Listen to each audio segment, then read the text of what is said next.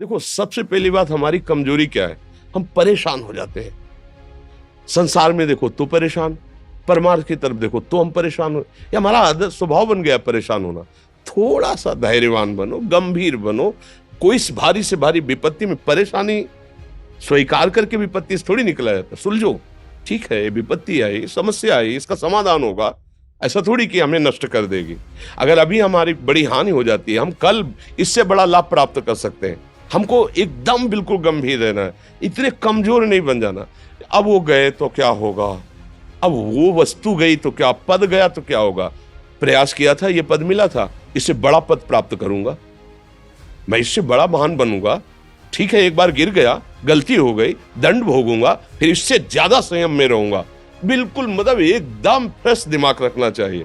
पर अपने लोग क्या है, जरा सी बात में एकदम पचड़ा कर लेते हैं, एकदम कमजोर हो जाते हैं। ये बिल्कुल ठीक नहीं है। हम जीवन भर की यात्रा की बात कह रहे हैं, भारी से भारी कष्ट में भी मुस्कुराना, तो हमें बल मिला है, हमें भगवान की कृपा का दर्शन हुआ है, हमें उनका दुलार दिखाई दिया है।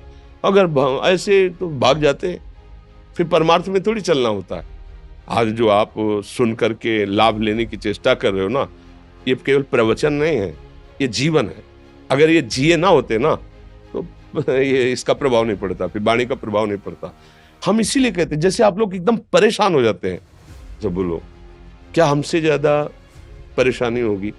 दोनों किडनी खराब, दवाई लाने के लिए पैसे नहीं, पानी रखा है हम उठ के पी नहीं सकते, भीषण शरीर में कष्ट, भीषण बुखार, क्योंकि किडनी फेल, जरा में बुखार, खाने को क्या, रोटी मांग के लाओ। अगर वहां सब्जी मिलती है तो लाल मिर्च ऐसी पड़ के मिलती थी कि वो पा नहीं सकते थे। आप सोचो, पानी लाना है तो मुझे लाना है, पीना है तो मुझे पीना है।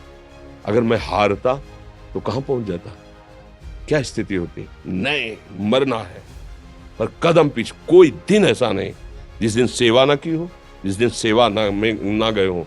गुरु जी की सेवा में जाना है, पहले अपने को स्वस्थ साबित करना है, नहीं वो सेवा नहीं लेंगे। तुम बीमार हो, तुम कष्ट में हो, ऐसे उनकी दृष्टि परेशान थे, उनकी सेवा की, आके लेट गए।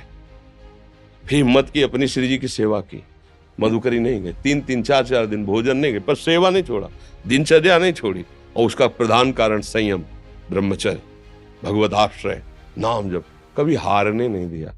अभी भी थोड़ी देर बाद डायलिसिस शुरू होगा, हारने, आपको हारे हुए नजर आ रहे हैं। शरीर में पीड़ा है, किडनी फेल है, ऐसा तो हम स्वस्थ बैठे हैं, पीड़ा है, बार बार प्यास लगती है, थोड़ा थोड़ा पानी मिलता है, लेकिन हम आनंदित हैं, हम प्रसन्न हैं। हम लड़ाई में हारे नहीं हैं, ना हारेंगे, हम जीत चुके हैं। हम अपने मालिक के भरोसे में अपना संवाद, तो वो ये हम अपनी बड़ाई नहीं बता रहे, हम आपको बता रहे समस्या।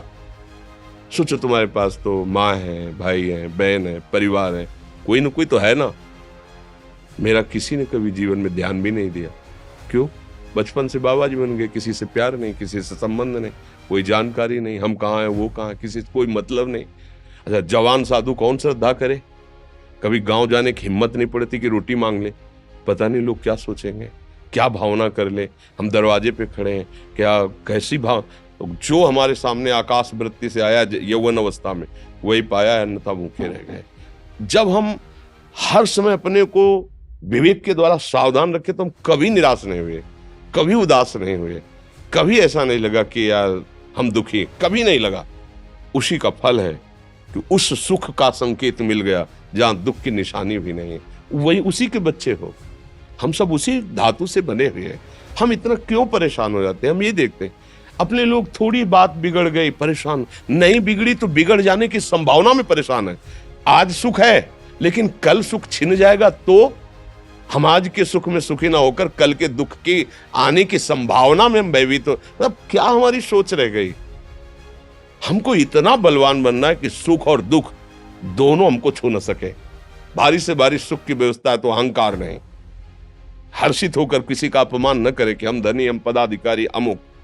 भारी से भारी दुख आया तो हमें किसी के सहयोग की जरूरत नहीं, हम फिर अपने कदम बढ़ाएंगे, हम फिर जुड़ी हुई अपनी भावनाओं को सजाएंगे। मस्त जीवन एकदम। तुम अविनाशी के बच्चे हो। शेर का बच्चा भेड़ों के बीच में फंसकर म्यों म्यों बोल रहा है, बस अगर दहाड़ना सीख जाए तो कोई भी उसे परास्त नहीं कर सकता। ऐसे भगवद अंश, तू प्रपंच में फंसकर अपने को इतना दीन क्यों देख रहा है? तू ऐसा है कि भगवान के दिव्यास्त्र में भी ताकत नहीं तेरे को मार सके। तू अविनाशी का अविनाशी बच्चा है। विनाशी भोगों को, विनाशी शरीर को मैं मान के इतना भयभीत, इतना दुख ठीक नहीं। ये सबके लिए, केवल एक के लिए नहीं। आप समझो, आप लोग सोचते हैं हम गृहस्थ होकर भला ऐसी स्थिति कैसे। जनक जी सुखदेव जी के गुरु हैं और राजा हैं, महल है, रानियां हैं, नौकर है, चाकर। क्या सुखदेव जी जिनके शरीर में लंगोटी भी नहीं है, दिगंबर, परमहंस के गुरु हैं जनक जी जो राजा हैं। समझो, आप ऐसा ना सोचे कि हम नौकरी कर रहे हैं, हम संसार में, हम गृहस्थ हैं, हम आध्यात्मिक की ऊंचाई पर नहीं चढ़ सकते। नहीं, आप एक सरकारी नौकरी या आप किसानी या व्यापार करते हुए आप एक अध्यात्म की ऊंचाई में चढ़ सकते हैं। और अध्यात्म ही है जो तुम्हें इस माया के दुख सुख से ऊपर उठा सकता है। दूसरा, चाहे जितनी संपत्ति आ जाए, आप सुखी नहीं हो सकते। सब देख लो, आंख खोल के देख लो। अध्यात्म ही है जो तुम्हें हर कष्ट सहकर मुस्कुराकर जीने का रास्ता बता देगा कि आप आनंदित हो जाओगे। कुछ नहीं बिगड़ा। अध्यात्म है तो कुछ नहीं बिगड़ा, अध्यात्म नहीं है तो कुछ नहीं बना, कुछ हाथ नहीं लगने वाला।